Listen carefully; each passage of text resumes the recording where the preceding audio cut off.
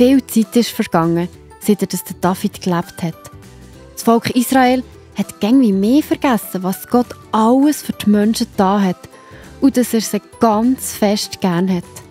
Auch wir vergessen manchmal, was schon alles passiert ist, auch das Gute und das Schöne. Ich erkläre dir es mal an einem Beispiel. Stell dir vor, du bist gesund, kannst rumsäckeln und das Leben geniessen. Plötzlich kannst du nicht mehr umspringen. Vielleicht bist du krank oder du hast dir den Fuß verstaucht. Dann wird dir wieder bewusst, dass Umspringen so etwas Schönes sein kann. Wenn du immer gesund bist, ist das Springen ganz normal für dich und selbstverständlich. Wir Menschen funktionieren so. Wir vergessen aber, was Gott für uns tut und dass er uns ganz fest gern hat, weil es für uns ganz normal ist geworden. Die Nachkommen von David haben in all diesen Jahren auch vergessen, was Gott für sie getan hat. Statt auf Gott zu hören und ein Leben zu leben, was ihm Freude machen würde, hat sich das Volk gesagt. Das mit dem Gott. He. Komm, wir fangen einfach an, andere Götter anzubeten. Die anderen Götter? Das sind Götter aus Steinen, die gar nicht lebendig sind.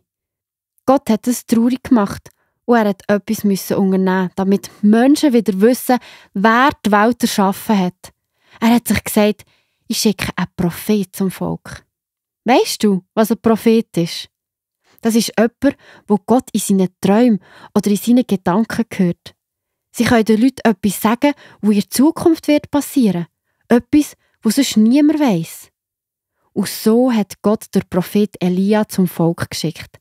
Er soll einen Wettkampf organisieren. In diesem Wettkampf soll der allmächtige, geniale Gott gegen den leblosen Gott der Menschen, den Baal, antreten. Ein echt unfairer Kampf, das können wir jetzt schon sagen. Der Wettkampf ist so gegangen. Sie haben 2 Steinhäufen gebaut, denen hat man Altar gesagt. Ein Altar war von den Menschen, die Gott vergessen haben. Das war der Altar für den Steingott Baal. Und der andere war von Elia, der Altar für Gott. Sie haben abgemacht, dass beide Gruppen zu ihrem Gott beten dürfen. Und bei diesem Altar, wo Feuer direkt vom Himmel kommt, der Gott ist Sieger. Der Elia hat den Menschen, die an Baal geglaubt haben, gesagt: Ihr könnt anfangen. Ihr seid ja so viel. Ich bin ganz allein. Fangt an, zu eurem Gott zu rufen. Er soll Feuer vom Himmel schicken. Ja, das machen wir. Unser Gott gewinnt ganz sicher. Kannst gerade schauen. Baal! Unser Baal! Schick Feuer vom Himmel! Baal! Baal! So gib uns bitte Antwort! Vom Morgen bis am Mittag haben alle Menschen zu ihrem Gott einen Baal gerufen. Sie sind um den Altar herumgetanzt und haben gerufen: Unser grosser und mächtiger Baal! Lass uns an und schick uns das Feuer! Am Mittag, wo gäng noch nichts passiert ist, hat Elia gesagt: Ihr müsst ein bisschen lauter rufen, sonst gehört euch euer Gott nicht. Vielleicht muss er gerade über etwas nachdenken. Oder vielleicht ist er gerade auf dem WC. Oder ist er auch etwa auf einer Reise. Vielleicht schlaft er noch. Dann müsst ihr ihn halt aufwecken. Der Elia hat ein bisschen geschmunzelt, als er das gesagt hat. Aber die Menschen, die ihrem Baal gerufen haben, nur noch lauter gehebt. Den ganzen Nachmittag haben sie geschrauen, gerufen und getanzt. Es ist einfach mega wild geworden und sie haben bald nicht mögen. Als es Abend geworden, hat Elia zu den Menschen gesagt: So, jetzt kommen mal alle zu mir rüber. Schaut da, das ist mein Altar. Er ist aus 12 Steinen gebaut. Und schaut, was ich jetzt mache. Ich grabe rund um den Altar einen breiten Graben. Hä? Für was denn? Was soll das bringen? Holt mir 4 Kessel Wasser und schüttet es über den Altar. Also halt, das haben wir gemacht. Und jetzt? Das reicht noch nicht. Holt nochmal 4 Kessel Wasser. Es ist doch schon alles nass und der Graben ist auch schon fast voll mit Wasser.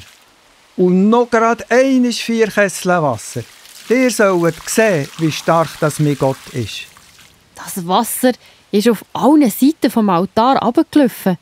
Jetzt hat Elia ein kurzes Gebet gesagt. Gott, alle sollen sehen, dass du der einzige Gott bist.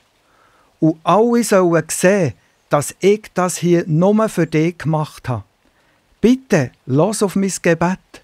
Gib mir Antwort, damit das Volk endlich erkennt, dass du Gott bist und dass du ihre Herzen zurückerobern kannst.